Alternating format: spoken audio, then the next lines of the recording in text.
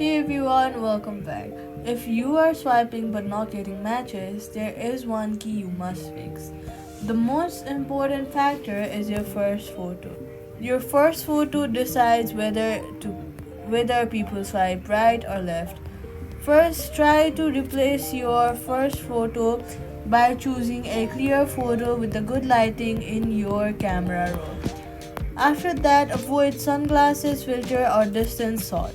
After changing your first photo, stop swiping for a few hours. This lets Bumble refresh your profile and algorithm.